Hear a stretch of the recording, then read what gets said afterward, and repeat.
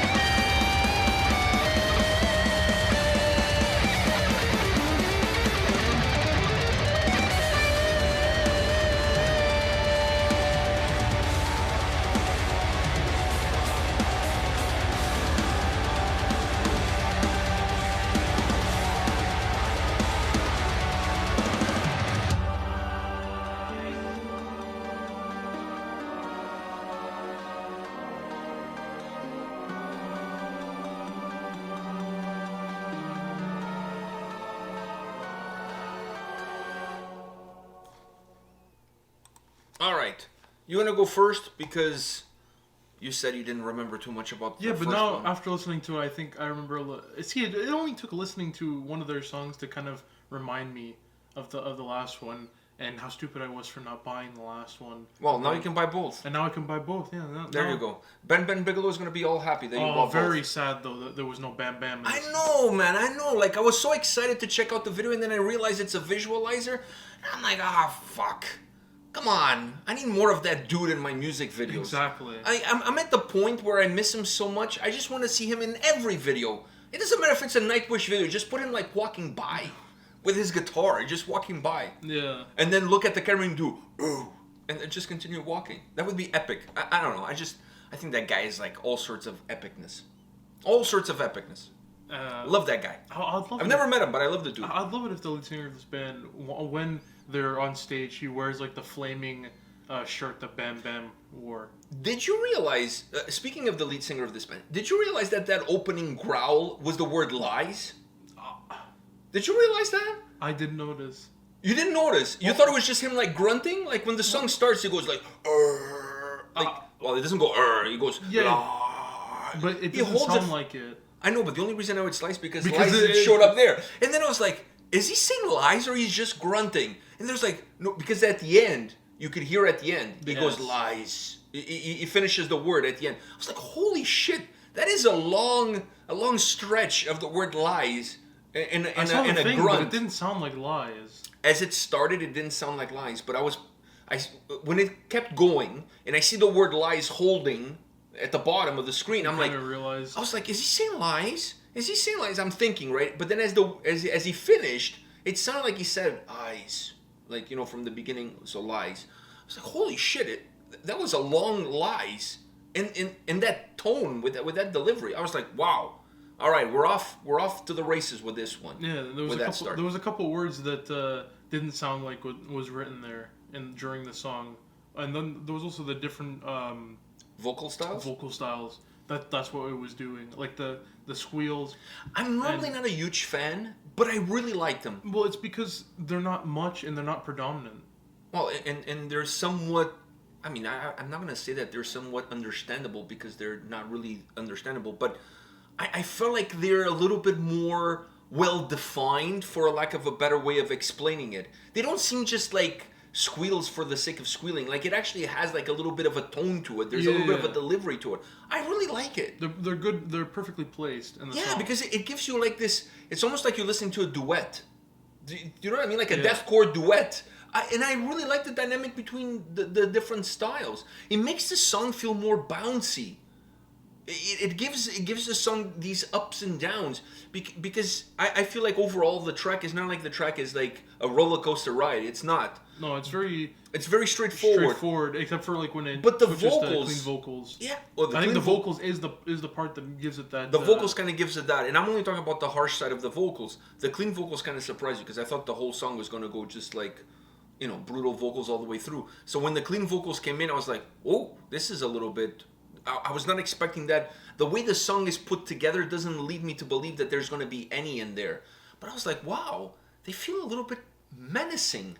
But I'm starting to like that. You can see a lot of the vocal range on this track was really wide. But I was gonna say you see like there's some deathcore bands out there that are now switching up their sound from just normal deathcore and adding some stuff, kind of like the Carnifex album that you really like. Fit for an Autopsy have been doing it, and I really really enjoy it. It's just nice to change things up. Yeah, it's nice to change things up. Those are like my favorite deathcore bands because they're not just deathcore. For me, those two, Die Artist Murder and Lorna Shore, it's like the four horsemen of the deathcore apocalypse, as far as I'm concerned. There's another one. Those four bands I really enjoy. There's another one, but I can't remember. You went to their show though. Who? There was another deathcore band that has this unique thing about. I can't remember the name though. Oh, Shadow of Intent. Shadow of Intent. Okay, so maybe the five horsemen of the deathcore apocalypse. We keep adding horsemen to this. This is like the NWO after they got big. Yeah, every week there was a new member. Yeah. Every week there's a new member. So I kind of feel like we're going down that lane. One thing I noticed in this song that I wish they had gone a little bit deeper into that well, it was the keyboards.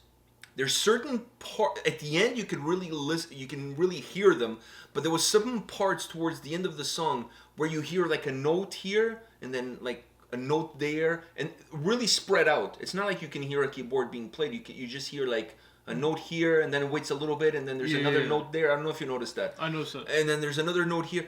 I wanted that to be a little bit, not as spread out, to be a little bit more compact and give more of that symphonic deathcore flavor to the song. Because it also it sounded very churchy, very... But the song had this dark, ominous vibe to it. Yeah.